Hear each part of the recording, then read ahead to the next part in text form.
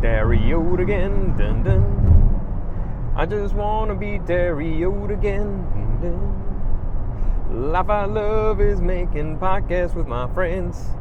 I can't wait to get Dario again.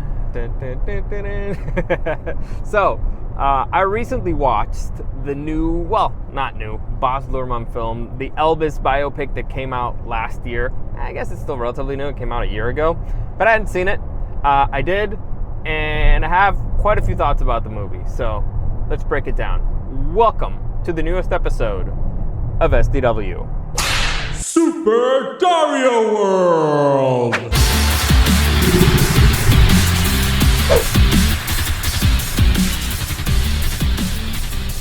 Alright, so like I said, quite a few thoughts about the film. So if you were even considering watching it, let me just tell you this right now.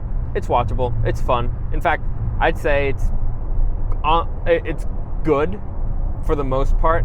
I have a couple of quick issues with the movie. Just it's too long. They should have split it up into two films. And it would have been super easy. You split it up into two, and you call the first part Elvis and the second part Presley, and boom, you're done. But the most important thing, and this is the part that they truly nailed, is Austin Butler's performance. Austin Butler deserved to get nominated for that Oscar. He knocks it out of the park. You actually feel like you're watching, the legend in the flesh. So his work is phenomenal. Like I never thought the kid from, the Shannara Chronicles was going to be that good of an actor, but turns out he is. So good for him. And like I said, that was the most important part of the movie, and they got that right. So naturally from there, it does help out. It does make the rest of the movie very watchable. It gets you really into, Elvis culture. But the movie has many, many flaws, and I mean many flaws. So if you're looking for a fun date movie or something, that's a good one. It's a fun biopic. It's just a bit too long. And the movie's actually not that long. It's like 2.5 hours. It just feels really, really long, and I'll tell you why. But yeah, it's fine. It's watchable. It's a good performance. So there you go. Getting deeper into it, and like I said, I'm not gonna criticize Austin Butler. I think he knocked it out of the park in every which way. There's many issues with the movie. For starters, and I'm all right. There's many issues that I have personally. I'm not sure which one is the biggest, but the thing that I think objectively is the worst is that Elvis is not really the main character in the movie. So you're watching a biopic about Elvis, and Elvis doesn't feel like the main character at all. In fact, it feels like the main character is actually Tom Hanks' character, the manager. So that kind of throws it off, and I get it. The director made a decision. So when you're watching a biopic, you kind of expect to see, well, when you're watching the biopic of a legend, you're kind of expecting to see his more human side, right? The non-iconic moments. And I think they only really show you that side of Elvis once or twice. And it's the one that's super clear to me, it's a conversation where he's brushing his teeth, about to go to bed, and he's having a conversation with his wife. That's when you're seeing like, oh, that's Elvis the man. The rest of the time you're seeing the legend, the myth, the character.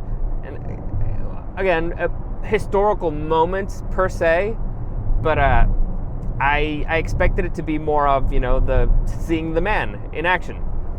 So that's really weird. Again, I can't really blame the director too much, because Elvis kind of was a passenger in his own life, the way that they show him.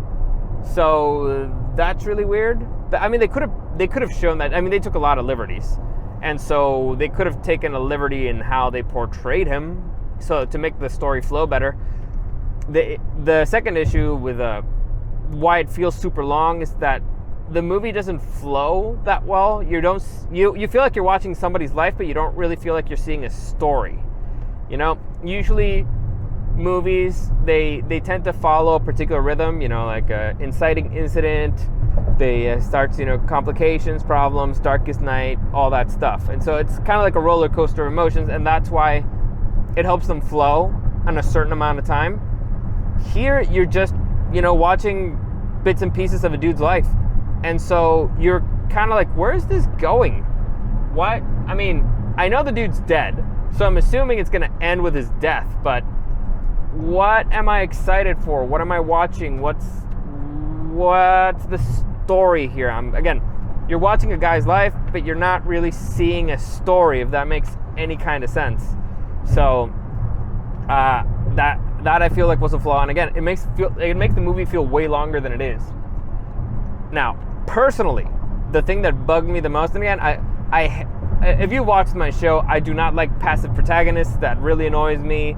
I do not like a bunch of stuff. Like I complain a lot about movies, all right? The thing that bugged me the most about this movie was that the soundtrack was not 100% Elvis music. Or, 99% Elvis music. Or, hell, 75% Elvis music. They kept using modern artists. There's a point where I think there's a Doja Cat song. And the only reason why I know that it was a Doja Cat song is because there's I was watching with subtitles, and and the subtitles like Doja Cat Vegas. I'm like, what the fuck is Doja Cat doing in an Elvis Presley biopic? Like, you have the rights to his music, use it. It's what are you doing? Even in the trailer, when I saw it in the trailer, I was like, oh no, the whole movie can't be this way. There's one of the trailers for the movie where Elvis, the first time that people see him move his hips, and so women are going crazy, like, oh my God, he's so sexy, blah, blah, blah. But in the trailer, I want to say it's a Muse song, but I'm not sure. But it's a guitar riff, and so I can't do it. I'm sorry, I'm not a guitar riff guy with my mouth. Boom, anyway, the point is, if you watch the trailer, you'll see it and you're like, oh, what? All right, they did it for the trailer. No, they used that exact same song in the movie too. And you're like, but why didn't you just use the song that he's doing? Like, why? This makes no sense. No sense whatsoever. So that's the thing that personally bugged me the most. Because, I mean, I'm watching an Elvis biopic, right? They're not using 100% of his music, or at least the majority of the music that I'm listening to, it's not Elvis.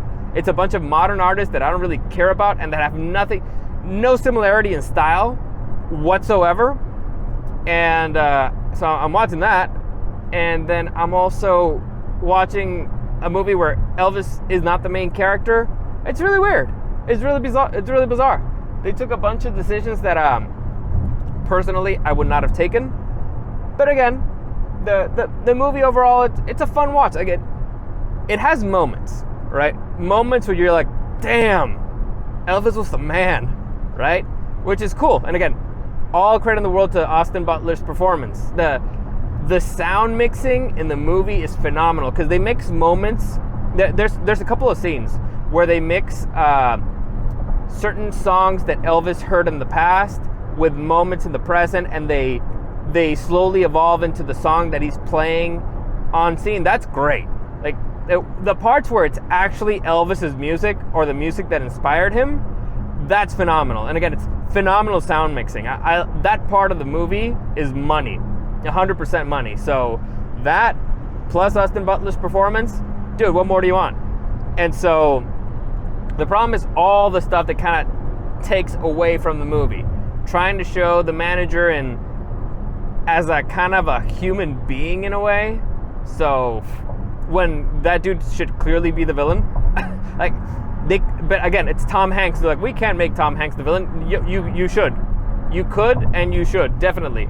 Because from where I'm standing, the dude's clearly the villain. Now, I'm not going to say that Elvis was an innocent victim, but, he should have manned up, but he didn't. So again, I have issues with Elvis as a human being too. Too many drugs, too much stuff, so all right. But again, it's a decision, and it's how you want to show it. And you're not being historically accurate anyway. So might as well give up a little bit here in order to make a funner movie. A funner experience for the audience. That's just my personal opinion. As far as cutting it into two movies, because again, I think it would have flowed. The whole thing would have flowed a lot better. If you've seen the movie, you'll kind of notice what I mean. There's a moment kind of near the halfway point. The first time Elvis gets arrested, and then that's kind of where he makes a major career change.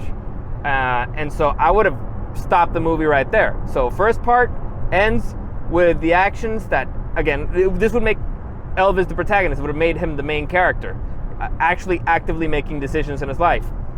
So you stop it where he makes the decision that ends up in his first arrest, and then the second half takes off from there, and it ends, with his death. But by the way, spoiler alert, the dude dies. I don't know if you knew this, but Elvis is not alive anymore. So I would have used that a little bit more. It would have been way better, in my humble opinion, and it would have given them different feels. Like, one is the birth and creation of a legend. The other one is trying to reinvent himself and being a part of changing music history forever in many ways. So I don't know, or being trapped by the Machiavellic machinations of a manager. Could have been more fun. Just saying, I don't know what you guys think. Like I said, the movie's a fun watch. It's really cool. As I was watching it, I went back to see a few Elvis videos, because there's a few moments where I'm like, oh, I've seen this before. And you compare Austin Butler's moves with Elvis's moves, and you're like, dude, that's honestly, the kid put a lot of work into this, and it shows on screen. Like, really shows on screen. So overall, I'd give it a 7 or something. It's passable, it's watchable, it's definitely lifted up by the performance, but it has many flaws. So there you go. If you're looking for a good date movie for the weekend, something fun to watch or something, honestly, it's a good watch. It'll get you excited. It'll get you super hyped on Elvis music too, though. In spite of it not being the majority of the soundtrack, it gets you hyped. It gets you hyped on Elvis the artist, the man, his music and all that stuff. It's also fun to, as you're listening, as you're watching the movie, you're like, oh my God, this is an Elvis song? Oh, I didn't know. I had no idea. So there you go. In case you were wondering, there you go. So as always, like this channel, subscribe to this channel, like this video, all that stuff. Comments, questions, or suggestions, you can find me at Dario SDW and at Super Dario World. I'm gonna be trying something new here, because I'm actually going to start a new channel. It's a new project I have. Inspiration hit me recently. It's like, all right, I'm going to try something a little bit different. I've hinted at it before, but now I'm actually going to go forward with it.